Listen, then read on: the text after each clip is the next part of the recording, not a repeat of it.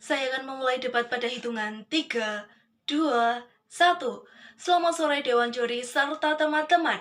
Berdirinya saya di sini sebagai pembicara satu tim pro menyatakan setuju dengan mosi sebagai negara demokrasi liberal.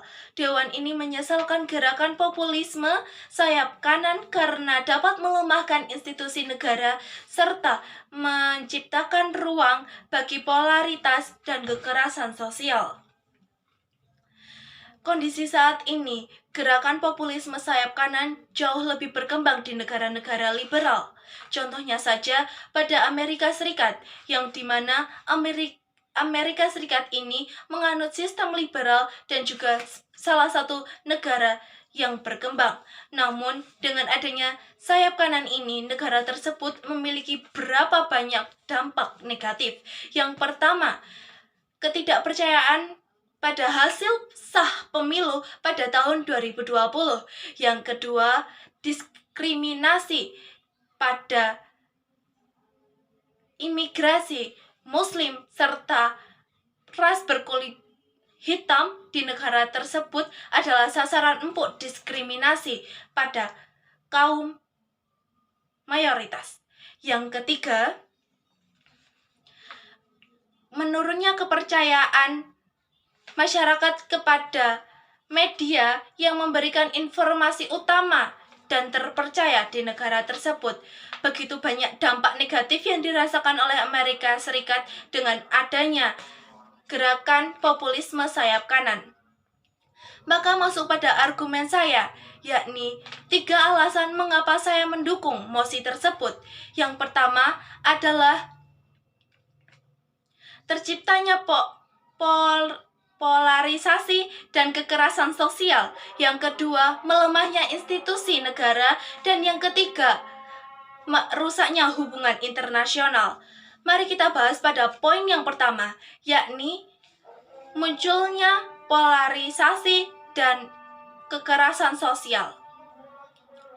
Kita tahu bahwa polarisasi adalah membagi kelompok menjadi 2, yang mana gerakan populisme sayap kanan ini sangat berpengaruh di dalamnya. Kita tahu bahwa aliran ini selalu mengutarakan bahwa kami versus mereka. Kami adalah kaum mayoritas dan mereka adalah kaum minoritas, kaum imigrasi, dan kaum elit globalis. Di sini kita dapat mengambil sebuah kesimpulan bahwa kelompok mayoritas akan memerangi kelompok minoritas yang dianggap mereka adalah musuh atau ancaman bagi kelompok mayoritas.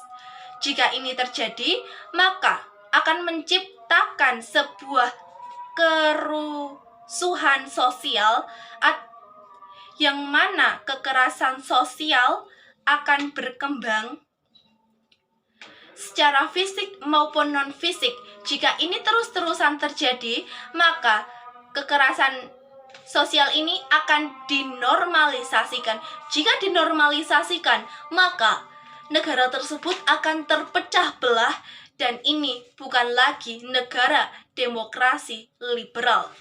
Tetapi poin yang kedua, yakni melemahkan institusi negara, di mana masyarakat atau aliran yang mempercayai gerakan sayap kanan ini akan mengeklaim dirinya sebagai rakyat sejati, di mana hal ini akan memberikan hak kepada mereka untuk menyingkirkan siapapun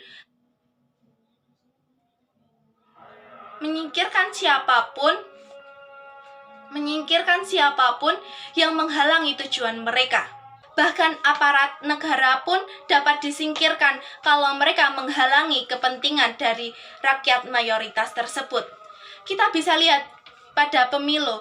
Jika pemilu dalam negara liberal, mereka akan damai, akan adil, akan dapat memilih. Namun jika sayap kanan masuk ke dalam lingkup tersebut, maka pemilu tetap akan ada, namun tidak ada adil dan juga tidak bisa memilih secara bebas. Yang ketiga adalah merusaknya hubungan internasional. Kita tahu hubungan internasional adalah perdagangan bebas, melindungi hak asasi manusia, serta melindungi kaum minoritas. Namun jika gerakan sayap kanan ini masuk, maka akan menimbulkan perspektif lain dari negara-negara lain untuk melihat ke negara kita. Misalnya, negara lain melihat kaum bangsa kita, yang mana bangsa kita sendiri sudah dijajah oleh gerakan sayap kanan ini yang menyingkirkan semua masyarakat minoritas. Itu akan dipandang jelek atau merusak reputasi dari negara tersebut, sehingga negara-negara lain enggan untuk bekerja sama dengan kita.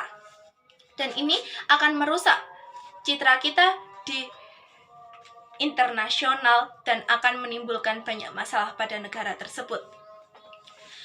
Masuk pada sanggahan pendahuluan, di mana